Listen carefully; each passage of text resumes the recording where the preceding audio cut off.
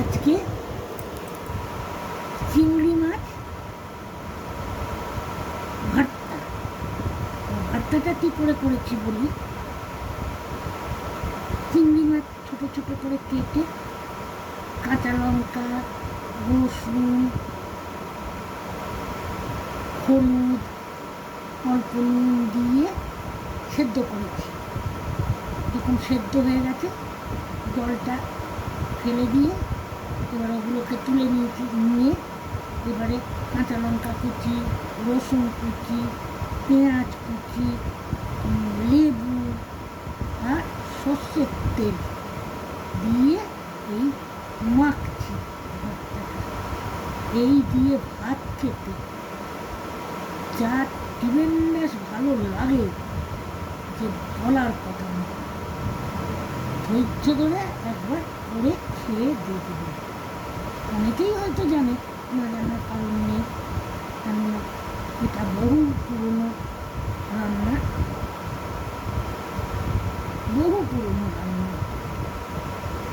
নতুন রান্না নয় এটা। মাখছি, এটাকে কচলে মাখতে হবে।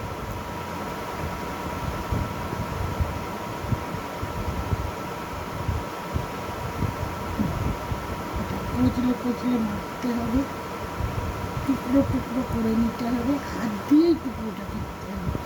এই নয় যে টুকরো করে সেদ্ধ বসিয়ে দিলে, এটা কিন্তু টুকরো করে বসালে হবে না।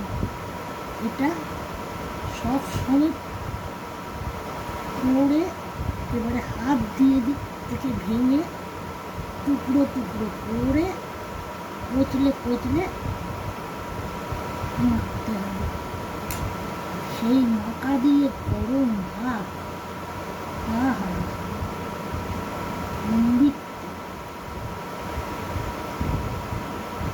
অমৃতও এত স্বাদ হবে।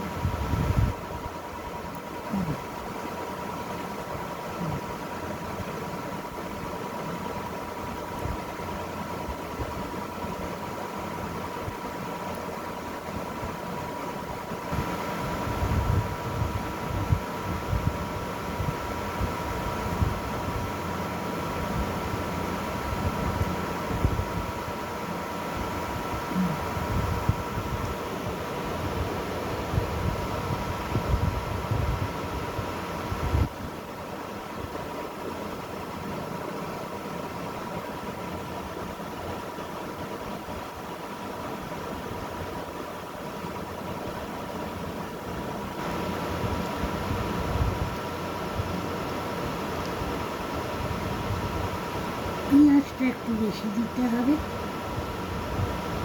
কাঁচা পেঁয়াজ বেশি না দিলে এটা টেস্ট হবে। কাঁচা পেঁয়াজটা একটু বেশি দিতে হবে।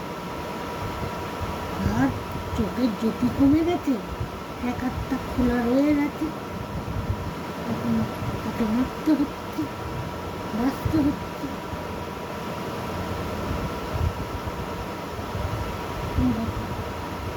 একটা আধা খোলা রয়ে গেছে, খোলা থাকলে হবে না, কিন্তু এটা পুরোটাই কিন্তু কচলে মাখতে হবে। খোলা থাকলে হবে না, খোলা থাকলে মুখে পড়বে, ভালো লাগবে না খেতে।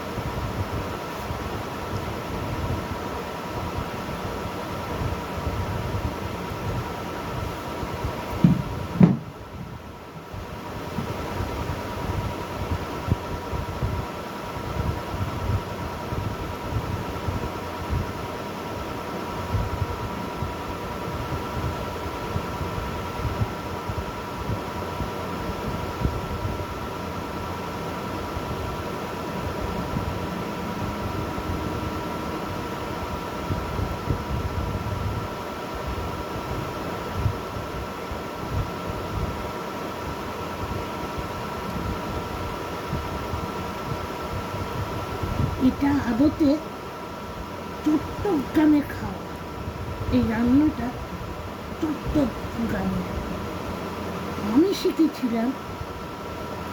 আমি যখন চাকরি করতাম, আমার এক দিদি ছিল, সে সেই দিদি আমাকে এই খাওয়াটা শিখিয়েছিল, বলেছিল করে খাবি, তারপরে এসে আমায় বলবি। সত্যি খেয়ে সেই থেকে আমার ছেলে মেয়ের একদম ফেভারিট ডিশ হচ্ছে এই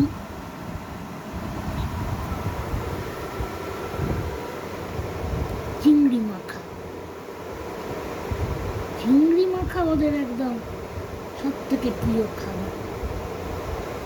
আবার এই স্টকটা রেখে দিয়েছি, এই স্টকটা দিয়ে স্যুপ বানাবো, সব সবজি দিয়ে স্যুপ বানাবো রাত্রিবেলা, সেটাও আরও টেস্টি, সেটাও দেবো, তুলে রাখবো, কালকে দেবো।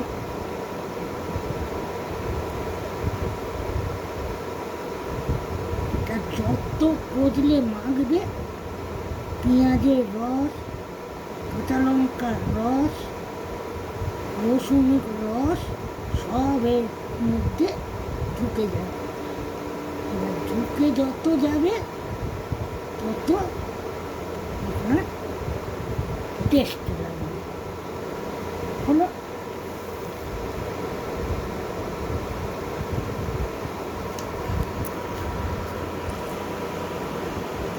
কোথা থেকে একটা একটা করে বেরিয়ে আসে।